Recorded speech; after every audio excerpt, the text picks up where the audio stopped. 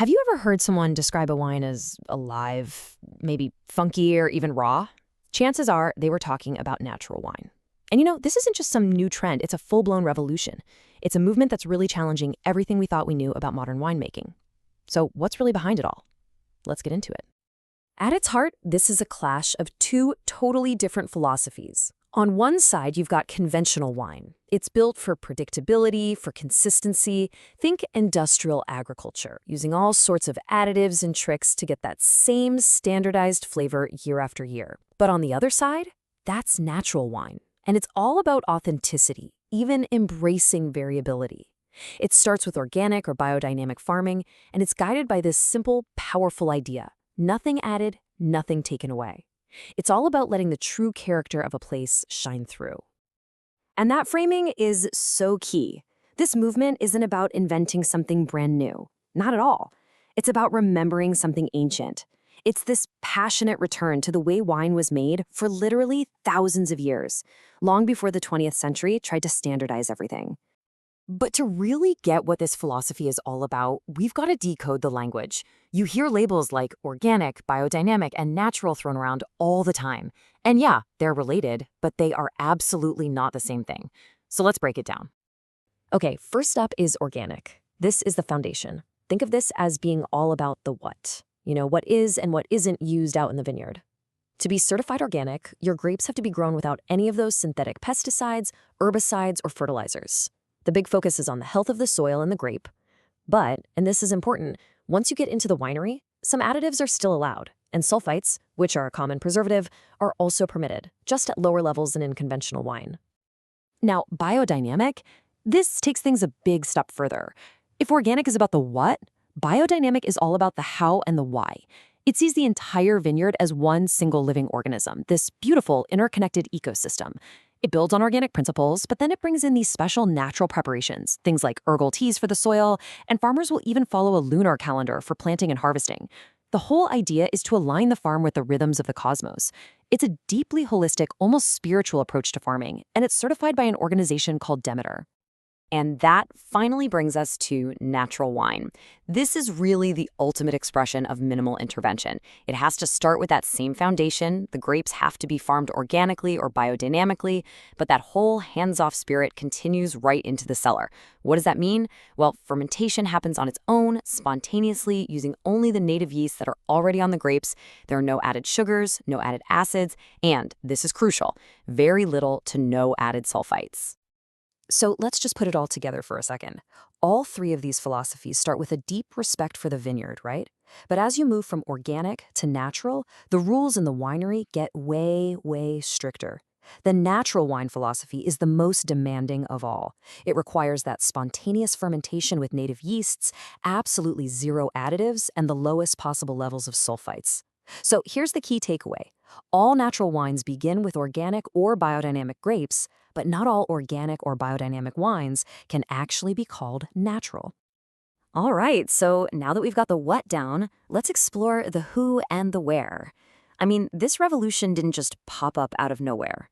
It was sparked by some pretty rebellious pioneers, and it's rooted in some seriously ancient history. So the modern pushback against industrial winemaking really started to get going in France back in the 1980s.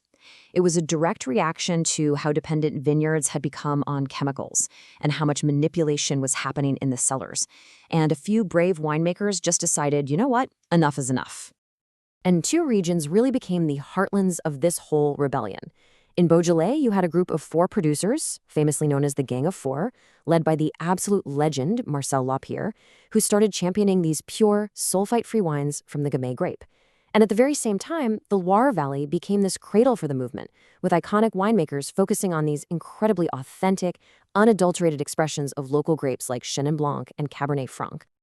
But here's the real twist. While the modern rebellion is only a few decades old, the philosophy behind it, it's not new at all. In fact, making wine with as little intervention as possible, well, that's how wine was made for most of its 8,000-year history. To find the true origins, we have to go to the country of Georgia, the actual birthplace of winemaking. For thousands of years, Georgians have made wine in these incredible clay vessels called qvevri. The grapes go inside, the qvevri gets sealed up and buried underground, and nature just does the rest. It's amazing. This is the original low-intervention winemaking. It's a living tradition that really proves the natural wine revolution is more like a renaissance. Okay, this is all fascinating stuff, right? But what does it all mean for you when you actually have a glass in your hand? What should you really expect when you taste a natural wine? Well, first off, these wines are alive. I mean, they can be unbelievably vibrant, but they might also have some unusual aromas that you're just not used to.